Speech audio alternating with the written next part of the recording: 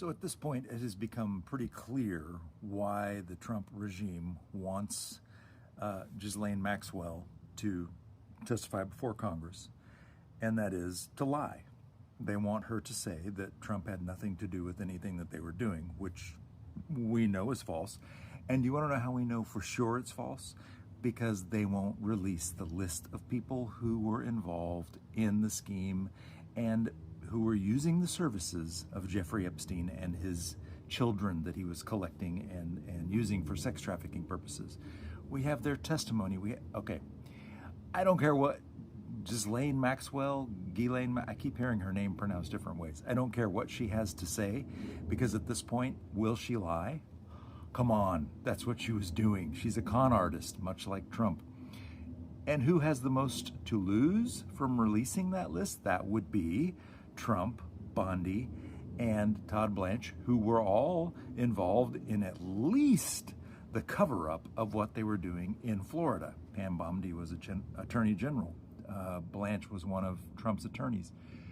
These people all have a lot to lose if the list of customers or sex offenders, is what I would say, is made public, which is why we'll never see it. That aside, there are two very important things going on that are part of the Heritage Foundation's plan, Project 2025. One, the Justice Department is seeking voting records from all 50 states. Why are they doing that? Well, to purge illegals. No, that's not why. Illegal immigrants do not vote. The statistic is very clear. Look it up. It's like, I think 4 people tried to vote illegally in the last presidential election, like 4. None of them illegal voters. They just had some issue with their voting registration. So that's not the real reason. They want to target and eliminate Democratic voting blocs. Back to that in a second. Health records. Today, the Trump regime announced that there's a revolutionary new health monitoring system that's going to make it so easy and it's going to be wonderful. You know, it's going to be the greatest thing ever, I'm sure. But at the end of the day, what they want to do is monitor women to know when they're ovulating and make sure that they're having their periods and they're not taking birth control and they're not having abortions, because Project 2025, women should not be in the workforce. They should not have equal rights. They should be having babies and cooking dinner for their husbands. That's Project 2025. It is what it is. I think it's retarded, but that's what they want. So they're targeting voting records. They're targeting health records. Let me give you an example of what they want to do with these voting records. Here in Texas, there's now a new congressional map that has been drawn at the bequest of the Trump regime that has 30 Republican seats and 8 Democratic seats. Do you know that with this new voting map, Houston, Dallas, San Antonio, Austin, and El Paso, the 4 largest cities in the state, 3 of those are among the largest cities in the world. You want their voting records because you want to gerrymander them out of existence. Now, they don't have any say in seats for Congress, okay? 30 Republican seats and 8 Democratic seats, but we do have Democrats in Texas who are speaking out, and this is what I've been looking for.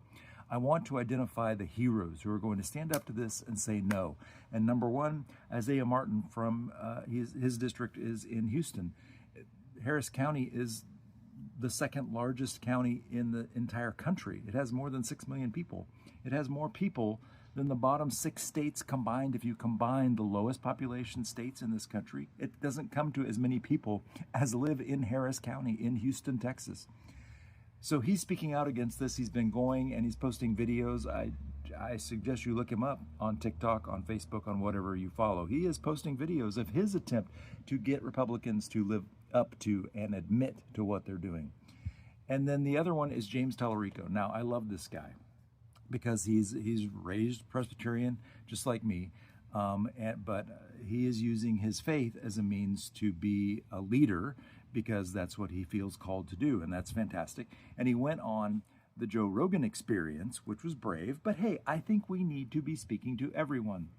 I'm a member of the Coffee Party. My dad founded a Coffee Party chapter. This video, I put the Coffee Party logo at the end because it's very important. We need to be able to have civil conversations with our neighbors, and I don't care if they're Republican or Democrat or Independent or Green or they think they're from Mars. I don't care.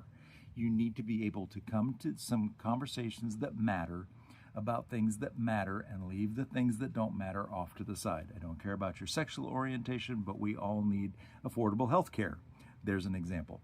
So I like to see people who are willing and interested in and engaging with the other side, because the outcome of this Trump fiasco, if nothing else, must be that we can speak to each other as Americans again without first identifying as a political party. As always, thanks for watching. I'm Bill. I'm a college professor in Dallas, Texas.